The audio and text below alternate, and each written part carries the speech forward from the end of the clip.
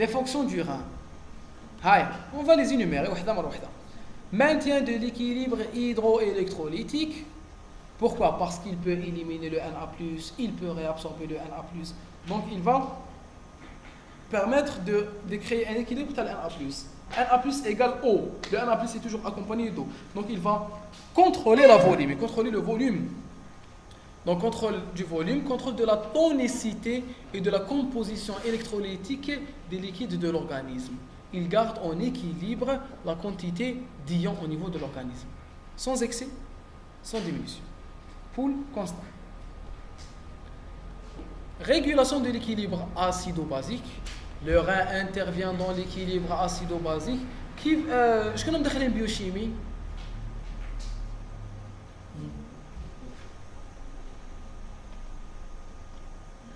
L'équilibre acido-basique, c'est important.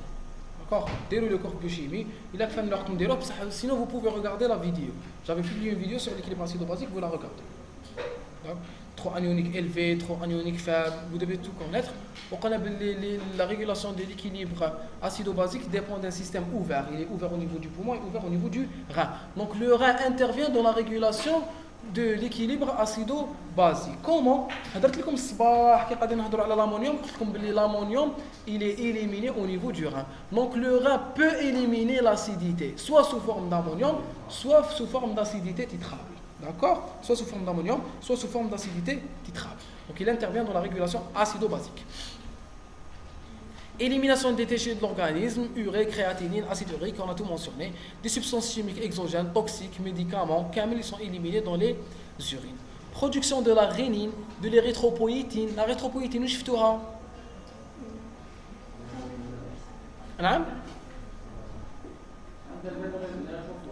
Très bien, l'érythropoïétine. Je te cours. Je dois faire la généralité sur les hormones. C'est la dernière partie, l'érythropoïétine. Le 1,25 dihydroxycholécholciférol. Le 1,25 dihydroxycholécholciférol, c'est la forme active du Vitamine D. Très bien, de la vitamine D. Il est synthétisé au niveau de la du Très bien, au niveau de la peau, au niveau de la peau. Première hydroxylation au niveau du foie et la deuxième au niveau du rein. Prostaglandine et de la quinine. Le rein, donc il a une fonction endocrine très importante.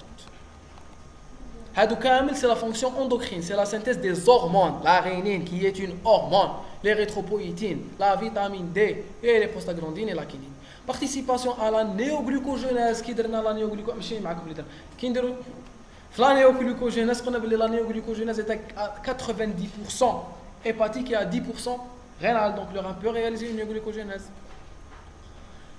Aide à la fabrication des globules rouges. Pourquoi? Surtout grâce à l'érythropoïétine. L'érythropoïétine stimule la synthèse des globules rouges. Maintien des os sains et solides. Comment il maintient les os sains et solides? Par l'absorption du calcium et par l'intermédiaire de la synthèse de la vitamine D. La deuxième hydroxylation est réalisée au niveau du rein. Donc le rein intervient dans la synthèse de la vitamine D active, intervient dans la synthèse des hormones, intervient dans l'élimination des toxines et l'épuration du sang. Le rein est très important. Il a une fonction métabolique, il a une fonction endocrine, il a une fonction d'épuration. D'accord? La néoglucogénèse, c'est quoi la question? Les cellules rénales peuvent réaliser des néoglucogénèses. Oui, néoglucogénèse. يحكموا les acides aminés, يحكموا le lactate, يحكموا le pyruvate, ويديروا بهم néoglucogénèse. Quand le lactate يولي pyruvate, le pyruvate يولي PEP ou le PEP يطلع phosphoénol pyruvate, phosphoénol pyruvate يولي واش يولي طبيبه؟ La néoglucogénèse. Le phosphoénol pyruvate يولي 2 phosphoglycérates, ou les 2 phosphoglycérates ou les 3 phosphoglycérates, ou les 3 phosphoglycérates ou les 1,3 biphosphoglycérates, le 1,3 biphosphoglycérate يطلع واش يولي GAP و GAP يعاود يولي DHAP و GAP يمدوا fructose 1,6 biphosphate يولي fructose 6 phosphate يولي glucose 6 phosphate par la phosphatase يولي glucose le glucose il est libéré. D'accord? Donc il peut réaliser la néoglucogénèse. يديرها en hypoglycémie, quand il y a stimulation de la néoglucogénèse, quand il y a sécrétion du glucagon, quand les réserves manquent. D'accord? Élaboration de l'urine. L'élaboration de l'urine et l'ajustement simultané de la composition du sang dépendent de 4 processus. 4 processus. C'est quoi ces processus? La filtration glomérulaire. À côté, il faut oublier la filtration glomérulaire. La filtration comme mot ici désigne une fonction rénale et non pas un phénomène que subit le sang. Donc la filtration, la réabsorption, la sécrétion et l'excrétion. Même dans le cas, vous me faites, s'il vous plaît, la différence entre la sécrétion et l'excrétion. La sécrétion et l'excrétion. Donc la filtration glomérulaire au niveau des glomérules, entre le glomérule et la capsule de Bowman. La réabsorption tubulaire au niveau des tubules des néphrons et les canaux collecteurs, la réabsorption. La sécrétion au niveau des tubules et des néphrons collecteurs. Maintenant, au niveau du tubule des néphrons et les canaux collecteurs. L'excrétion, c'est l'élimination de l'urine en dehors de l'organisme. Donc la sécrétion est une fonction rénale. L'excrétion, c'est autre chose. C'est le fait de faire sortir les urines. C'est la miction. L'excrétion, c'est la miction. D'accord? Donc, quels sont les phénomènes, quelles sont les fonctions rénales? Ce sont la filtration, la réabsorption, la sécrétion. Juste un moment.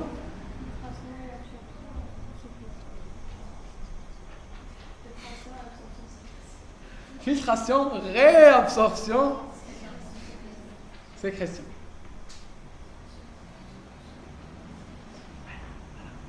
Allez-y. Là. L'excrétion, c'est l'élimination. Elle ne fait pas partie des fonctions ou des transports tubulaires. C'est pas une fonction tubulaire. Non, l'excrétion, c'est la miction. Ça ou l'excrétion. L'excrétion, c'est l'élimination. Gardez-moi des 3. Filtration, réabsorption, sécrétion. Donc le rein va filtrer tout le sang. Il va réabsorber ce dont il a besoin, ou il va sécréter l'houaïj dont il n'a pas besoin. Qu'est-ce qu'il sécrète? Qu'est-ce qu'il filtre? Il filtre tout le sang. Qu'est-ce qu'il réabsorbe? Il réabsorbe tout sans les déchets. Qu'est-ce qu'il sécrète? Il sécrète les déchets qu'il n'a pas pu éliminer par la filtration. Donc, où est le sang? Le sang, il vient, il filtre, il réabsorbe. Après avoir réabsorbé, il y a des molécules il va les sécréter activement. Donc, il filtre, il réabsorbe, puis il sécrète. D'accord? شحال درتوها فيزيولوجي غينا في لافاك؟ Toute la physiologie rénale, c'est impossible. كيف احنا درناها في 4 سيونس ولا انتم درتوها في 9 كلش فيزيولوجي غينال من الازاد لا ما في وين درتوها مور لاغراف قبل لاغراف انت درتوها نورمال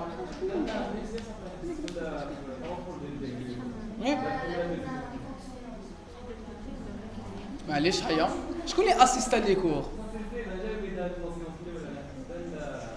دو سيونس ما فهمتش كيفاش ما كنتش شايفين معليش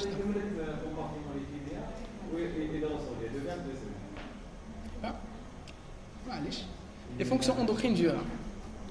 Formation de plusieurs hormones. Quelles sont ces hormones? L'érythropoïétine, vitamine D, les hormones vasoactives, zédon. Les prostaglandines, donc c'est des hormones vasoactives.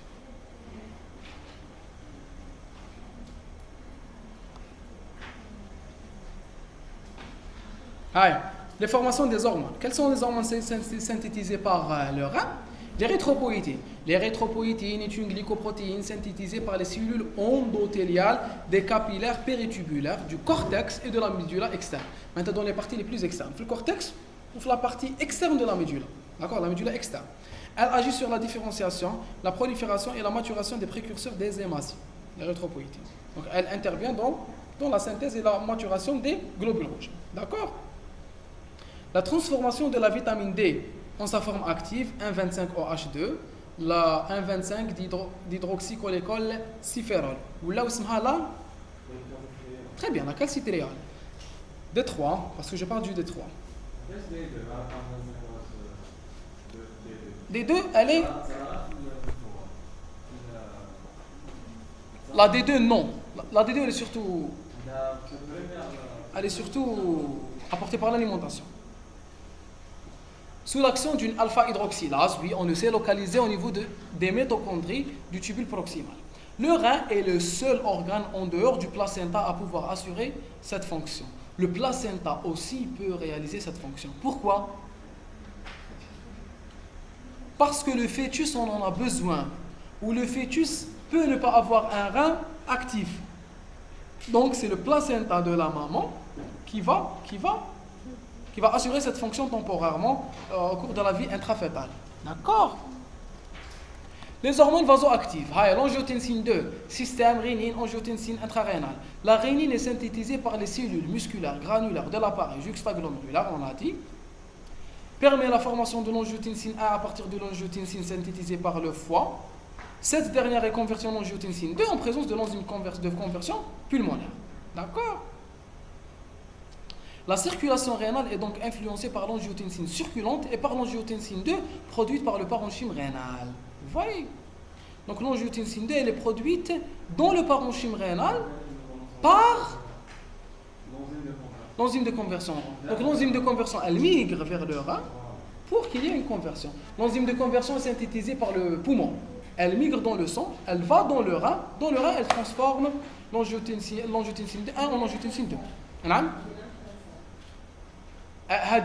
ندخلوا فيها l'extrinsique puisque le poumon intervient la conversion. كيفاش؟ La rénine elle-même, elle exerce une fonction vasoconstrictrice. Elle est synthétisée par le rein. Oui, seule, elle-même, oui. Le foie est synthétisé l'angiotensine.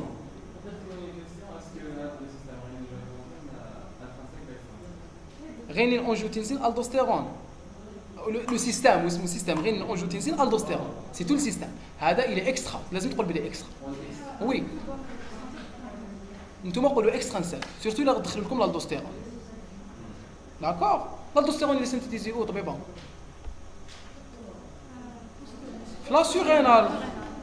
Donc c'est extrinsique. Donc c'est extrinsique. Le foie synthétise l'angiotensinogène. L'angiotensinogène يروح للrein ويتلاقى بلا rénine. La rénine ترجع angiotensine 1. L'enzyme de conversion G, elle le transforme en angiotensine 2. L'angiotensine 2 va stimuler la corticosurrénale. La corticosurrénale va synthétiser l'aldostérone. L'aldostérone va aller au niveau du rein pour réguler quoi? Pour réguler les transports de Na+, l'aldostérone. L'aldostérone va contrôler ou va réguler les transports de Na+. On va voir ça plus tard. Oui, c'est le plus puissant vasoconstricteur de l'organisme.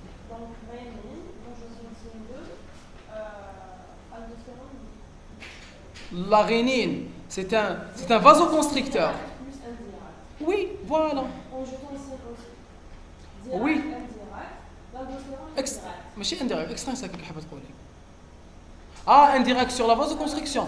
Oui, il a une action indirecte. Pourquoi? Parce qu'il augmente la volémie. Il n'induit pas de vasoconstriction. Oui. Les prostaglandines synthétisées dans le cortex et la médula à partir de l'acide arachidonique. Vous connaissez l'acide arachidonique? C'est un par un. S'il vous plaît, ne parlez pas tous en même temps et ne parlez pas entre vous. S'il vous plaît. C'est quoi l'acide arachidonique? C'est un روحي ما فهمش تهضروا كي l'acide arachidonique est un نقول لكم vous.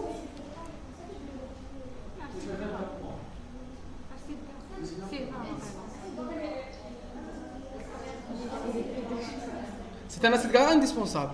C'est tout. C'est ça l'information. C'est tout. Les arachides. Je bien. Quel rapport?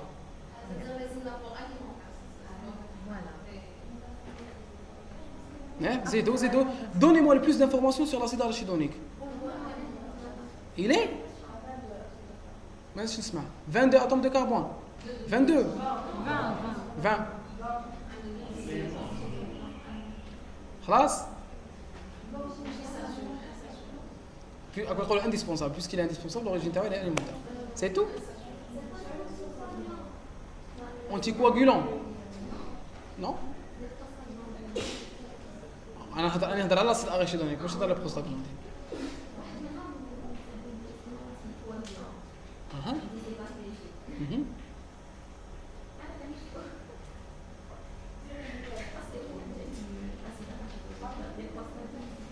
D'accord. Khlas? Oui, allez-y, et vous? Ce que vous dites est vrai, mais il est très faux. Oui, on va voir pourquoi. Zaidi, tu veux pas oui? Dérivé, oui, Zaidi, l'acide arachidonique est le plus important acide gras de tout votre organisme. D'accord? C'est l'un des acides le plus important. C'est moi qui décide. C'est l'acide gras le plus important de votre organisme. Voilà, ça c'est une information que je vous donne. L'acide arachidonique est un acide gras essentiel. Il existe 3 acides gras essentiels, principalement. C'est l'acide arachidonique, l'acide linoléique et l'inolinique. D'accord? 3 acides gras essentiels. L'acide arachidonique, il est impliqué un peu partout. Il peut subir 2 voies de transformation. La voie cyclooxygénase et la voie lipooxygénase.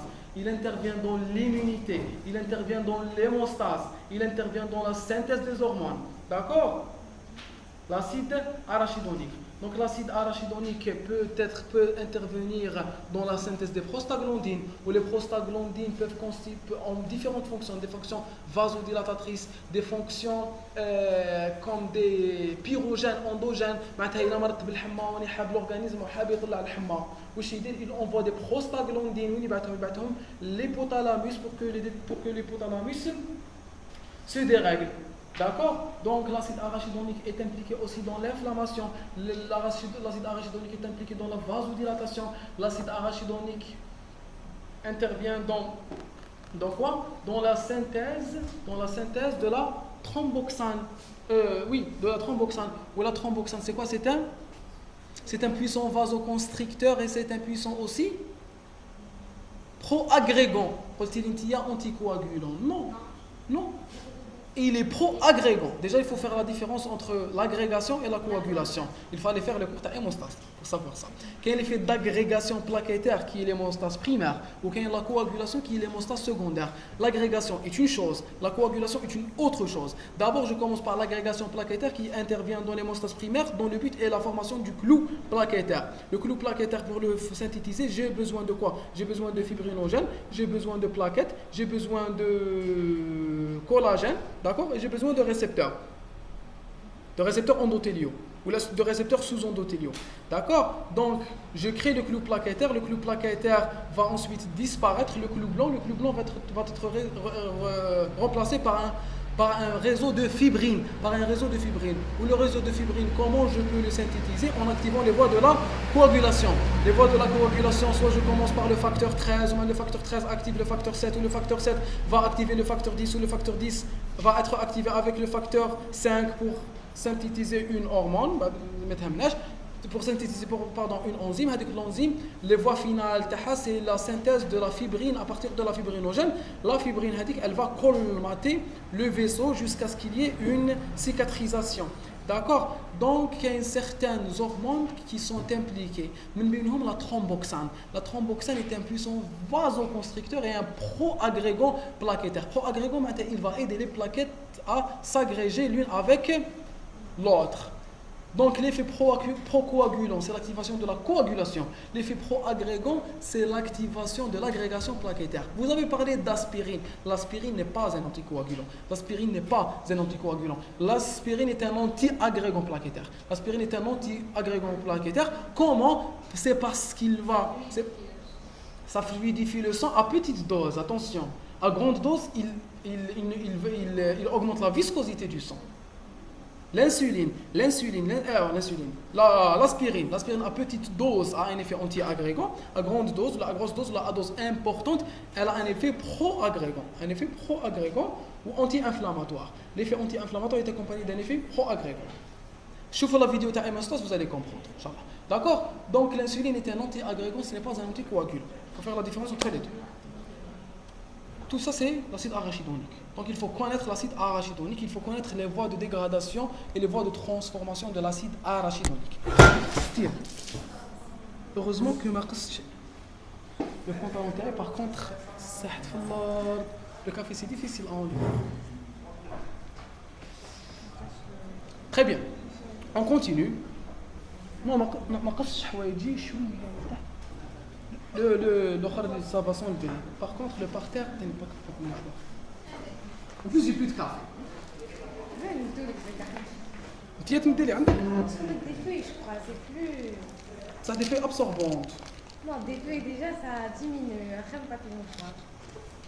Des واحدة ما تليش. D'accord. Donc,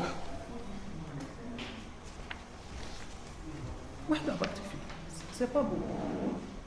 Allez, je نزيدو une deuxième. Quand tu as 3 ou 4 feuilles, ça sera très facile à. ما فتحي القهوة في الدار.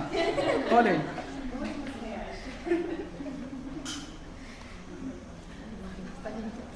Voilà. Ça, vous avez raison. Bon, on le sacrifie. Nous allons نريح القهوة par contre. Heureusement que c'est la chemise. Voilà. Bon, on continue. Vous êtes bien. Hi. Donc, l'insuline est un anti-agrégant. L'aspirine, pardon, il faut que je prenne l'insuline. Donc, l'aspirine est un anti-agrégant plaquettaire. Hi. On continue. Donc, les prostaglandines sont synthétisées par le cortex et la médulla à partir de l'acide arachidonique. D'accord?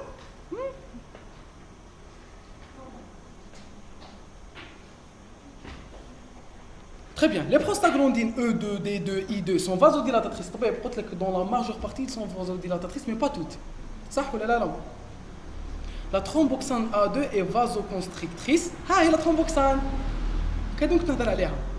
La prostacycline F2 alpha n'a pas de propriété vasomotrice importante. Maintenant, les vasodilatations, les vasoconstrictions. Le système kinine-calicréine. La calicréine rénale synthétisée par les cellules tubulaires distales agit sur la kinonogène formée par le foie.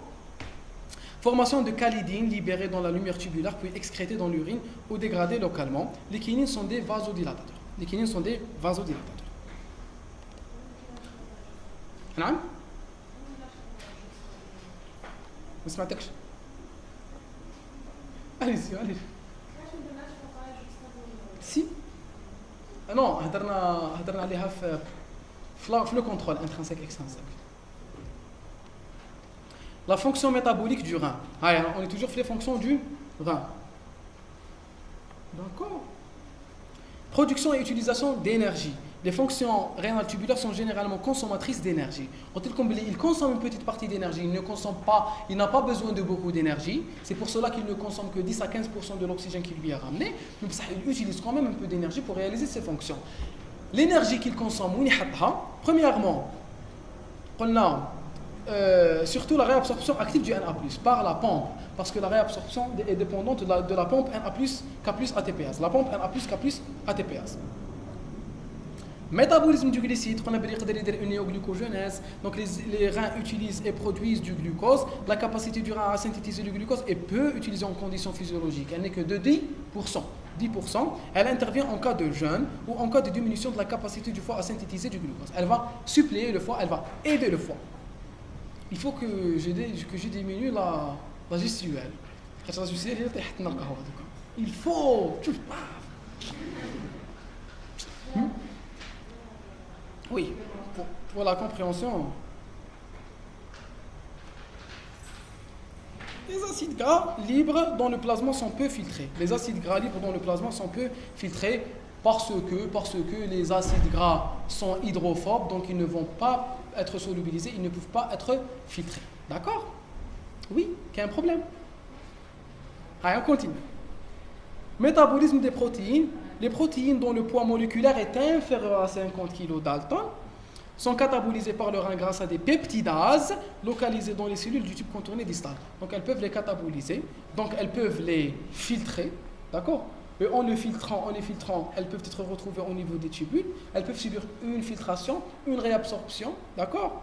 Donc je peux soit les filtrer, soit les réabsorber et surtout je peux les dégrader. Pourquoi les dégrader? Pour utiliser les acides aminés. Donc je suis un rein, je suis une cellule rénale. Je peux réaliser une protéolyse. Pourquoi? Pour avoir des acides aminés. Pourquoi? Pour les utiliser. Alors j'ai besoin de synthétiser de la rénine. Mais j'ai les acides aminés. J'ai besoin les protéines qui viennent. Donc j'ai besoin de synthétiser des hormones, j'ai besoin de réaliser des réactions cataboliques, j'ai besoin de réaliser une néoglucogenèse. La néoglucogenèse nécessite des acides aminés. Donc je peux utiliser les protéines qui m'arrivent, que je peux absorber, que je peux dégrader et dont je peux utiliser les acides aminés. C'est clair?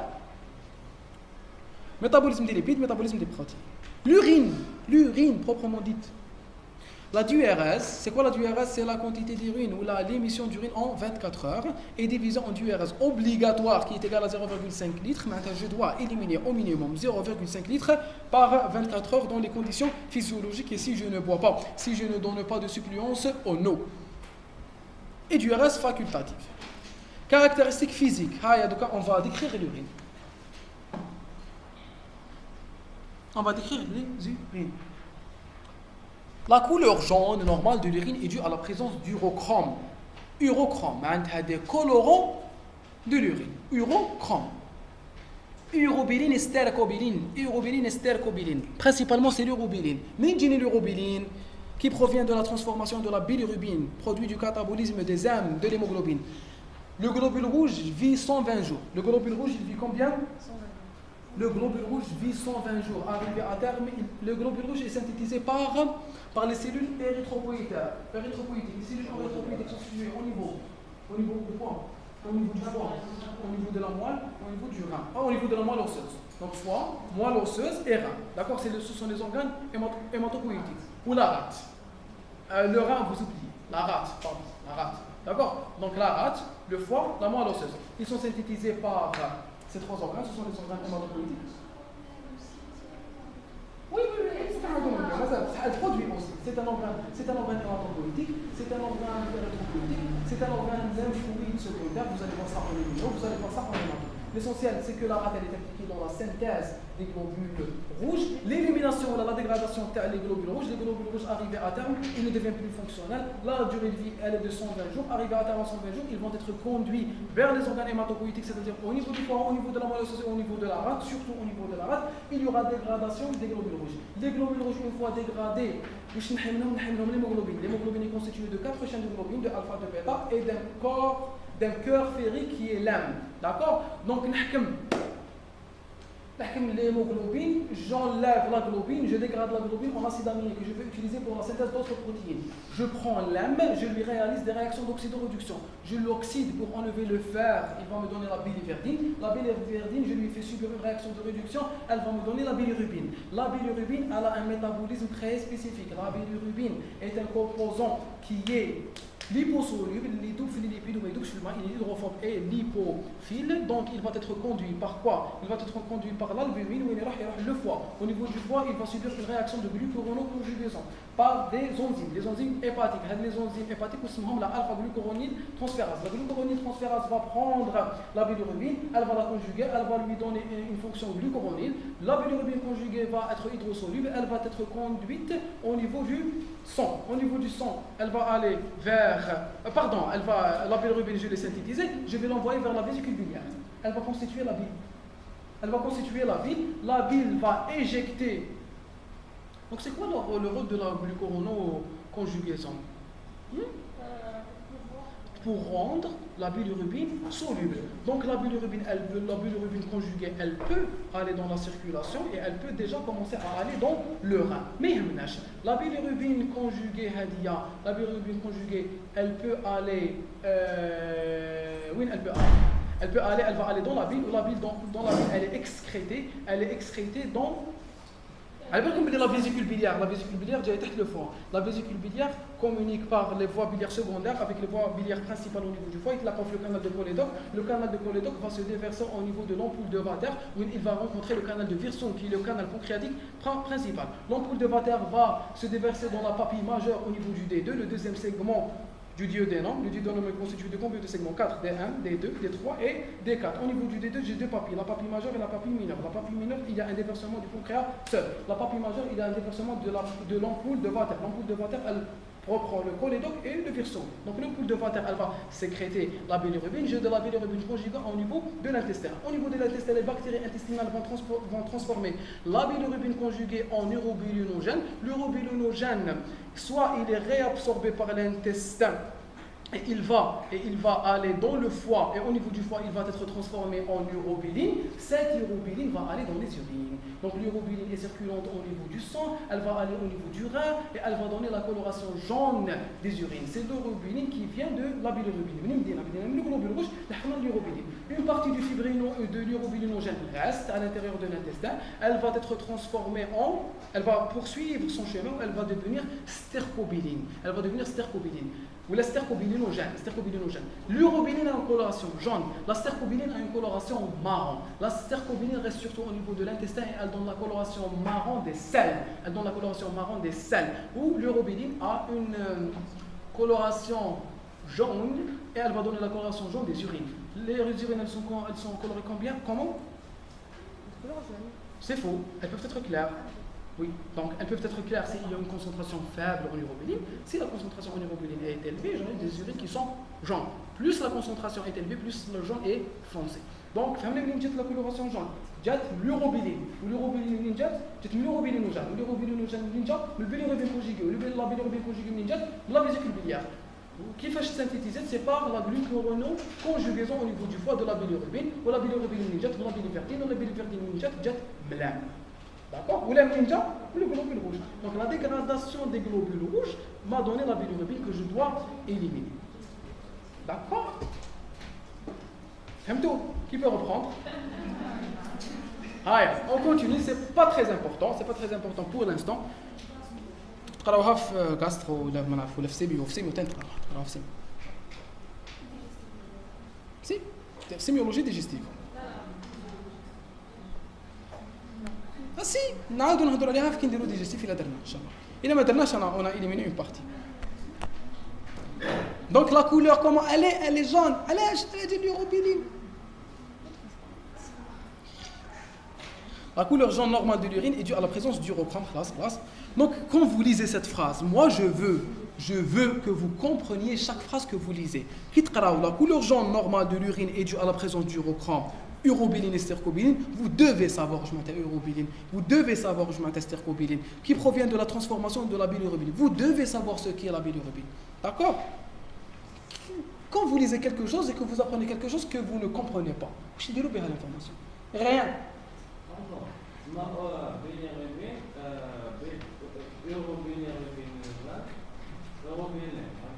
Bilirubine conjuguée, urobilinogène, urobiline. D'accord? Vous allez voir ça en détail. L'apparition d'une couleur anormale. Il faut connaître ce qui est normal. Il faut connaître ce qui est normal pour reconnaître ce qui est anormal. Très bien, l'apparition d'une couleur anormale. Rose, brun, gris. Peut être due à la présence pathologique soit de pigments biliaires, bilirubine, donc certaines anomalies où il y a une hémolyse importante, j'aurai des urines qui sont foncées. Ou de sang. Donc si je retrouve du rouge, soit c'est du pétraf, soit je bzaf Hamoud ou là oui, fond de fraise, ou la Hamoud fraise, ou la Hamoud non, grenadine, ça n'existe pas fraise, ça existe fraise, Hamoud fraise, sirop. D'accord? Soit la gestion de comme la betterave. D'accord? Donc si j'ai une coloration rouge, je dois faire attention. Grise, qu'est-ce que je dois craindre? Des urines grises. Les infections. D'accord? Les infections, ça peut être le reflet, quand il y a une diminution de la transparence, ça peut être des polynucléaires altérés qui donnent du pus. D'accord? Dans les urines, les infections urinaires.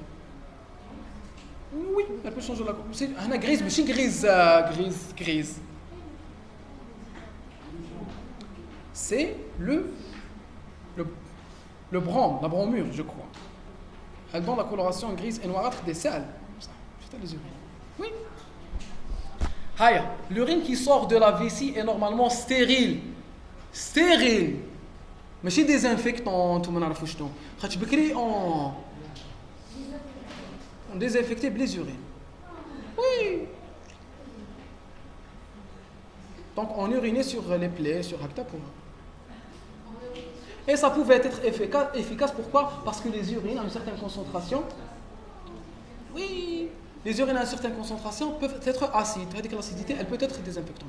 Attention, les urines qui sortent du corps, elles vont recevoir une pullulation bactérienne. D'accord? Fihum l'ammoniac, fihum l'ammonium, fihum.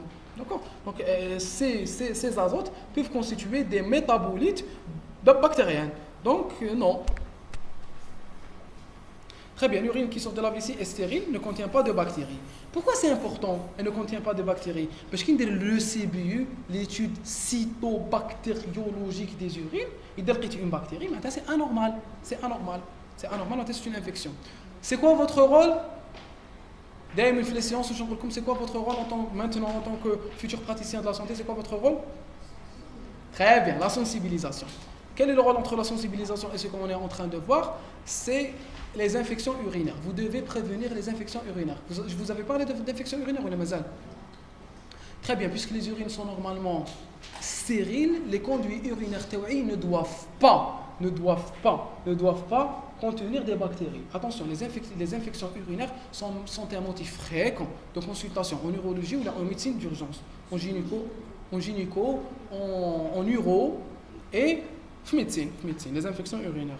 Vous devez prévenir les infections urinaires parce que si la société, je dis ça plusieurs fois, j'ai toujours dit ça, on a les infections urinaires, on peut les prévenir. On peut prévenir une grande partie des infections urinaires par la sensibilisation de la société.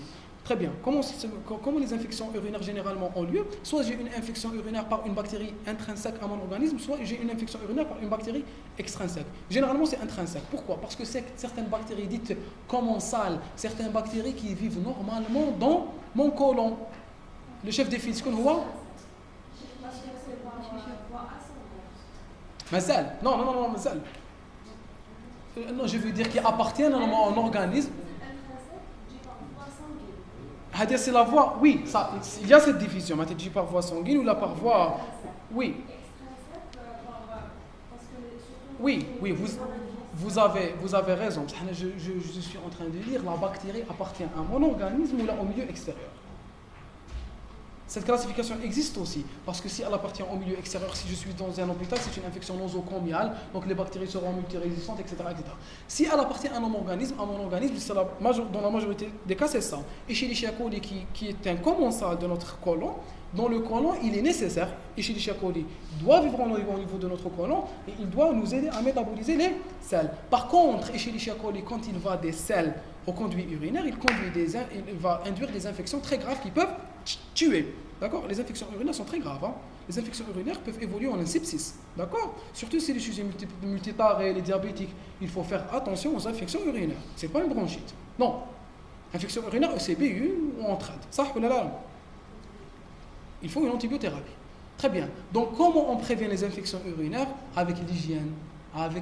On doit savoir comment se laver, on doit savoir comment se nettoyer. Les femmes sont très susceptibles d'avoir des infections urinaires. Pourquoi? Parce qu'elles ont un urètre court ou un périnée court. D'accord? Le meilleur urinaire chez la femme est très proche de l'anus. Donc en se nettoyant, elle peut toujours s'infecter. Donc il faut faire attention lorsqu'on se désinfecte, lorsqu'on se nettoie. Il faut nettoyer les conduits urinaires toujours avant les conduits des selles. Il ne faut pas aller se nettoyer les conduits des selles, mais des conduits urinaires, on va s'auto-infecter. D'accord? Bien sûr, le nettoyage ne doit pas être excessif parce qu'on va léser les muqueuses, surtout les muqueuses vaginales et tout. Ça change très bien. Ça change la microbiote. Les infections, parce que il faut préserver les bactéries normales, les bactéries commensales, ou l'acidité, parce qu'elles interviennent dans la défense. Dans la flore au niveau de l'intestin ou l'acidité au niveau du vagin. Les désinfectants de façon excessive. Je vous parle de nettoyage. Le nettoyage, il doit passer par des étapes qui doivent être respectées. D'accord? Ou il ne doit pas. Voilà. Donc vous lisez. Essayez de lire sur l'hygiène urinaire et l'hygiène des selles. C'est très important. Donc, quand les individus respectaient ces règles d'hygiène, il n'y aurait pas d'infection urinaire. On continue. Une urine trouble peut traduire une infection bactérienne des voies urinaires. Très bien. Odeur, l'urine fraîche est légèrement aromatique, alors que l'urine qu'on laisse reposer dégage une odeur d'ammoniac. L'ammoniac, parce qu'elle contient tout simplement de l'ammoniac. Transformation des substances azotées par les substances ayant contaminé l'urine dès sa sortie de l'organisme. En cas de diabète sucré non traité, l'urine prend une odeur fruitée. Une odeur fruitée. Non? Chérifi. Il vous a parlé du décès de sa... Non, comme de l'urine. Ah. Allez-y. Le CBU.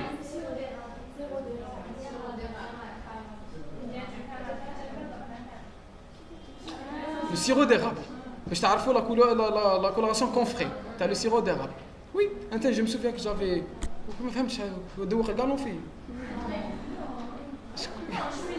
C'est cher, c'est bon. C'est cher à un certain moment. Et d'ortintia. Ben c'est bien. C'est bon, hein, j'avais eu du sirop d'érable quand j'étais petit. Bon, c'est pas. C'est bon, mais il te paie. C'est cher, c'est un peu cher, on sait pas. Pour le même prix, je préfère acheter une boîte de Nutella. Non. C'est le même prix. C'est bon, ça c'est pas du sirop qui est d'accord? C'est quelque chose de voilà.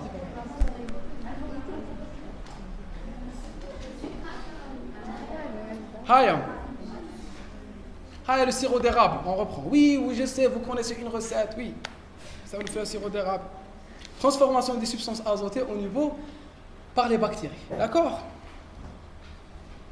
Maintenant, on fait chez qui sirop d'érable, on fait chez les Nutella. Vous trouvez que c'est le plus 100 millions. En cas du diabète sucré, c'est une coloration, c'est une odeur. C'est une odeur, l'odeur acétonymique. C'est l'odeur du jus de pomme. هي اللي نشموها في ريحه في فم طلالين تاع الصائم. Une odeur, une personne qui est jeune, qui te sent.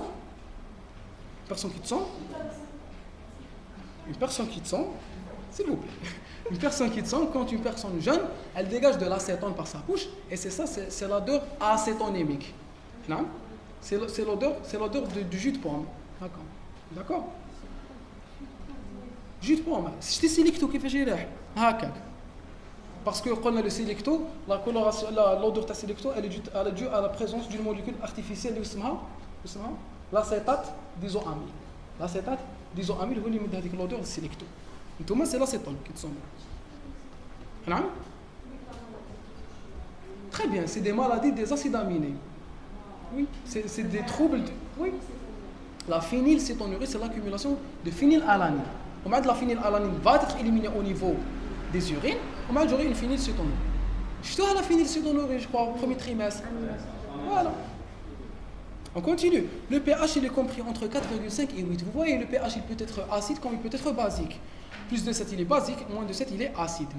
Sa valeur est influencée par le régime alimentaire. Une personne qui consomme beaucoup de protéines, elle va avoir quelque chose d'acide. Par contre, si la personne elle est végétarienne, elle va avoir des urines basiques. En cas d'infection urinaire, les urines sont alcalines ou la basique. Pourquoi? Parce que les bactéries vont consommer l'ammonium. Donc, ils vont diminuer l'acidité. Composition chimique de l'urine. Elle est composée de 95% d'eau, 5% de soluté par ordre de croissance de concentration. Quel est l'ion le plus concentré? L'urée. La molécule la plus concentrée, c'est l'urée. On va dire les ions Na+, K+, HPO4, 3, l'acide phosphorique. Le soufre, sous forme d'H2SO4, l'hydroxyde de soufre, d'accord? La créatinine, l'acide urique, d'autres ions, CA2+, Mg2+, des acides, des hormones, des enzymes, des vitamines, d'accord? Donc les urines peuvent être très nutritives, d'accord? Quand une personne, vous pouvez boire vos urines, à un certain moment, ça peut être utile. Les films, non, même la réalité, on peut. J'ai pas vu. Oui, on peut boire nos urines à un certain niveau. La mixtion obligatoire, les urines deviennent très chargées en toxines. Maintenant, on commence à s'intoxiquer par les urines. Ça, au début, ça peut être utile pour ralentir notre mort. Il est médiatique un hélicoptère, vous allez crever, tout simplement. خسر الجلوكوز طبيبه كيف الصحراء ما كاينش في السوبر مارشي اللي فيه نوتيلا بيان سور ما فيهمش الجلوكوز parce que on va voir, c'est une remarque très importante, on va aborder la filtration glomérulaire. طبيبه ما فيهمش الجلوكوز. Oui, est-ce que vous pouvez me dire pourquoi?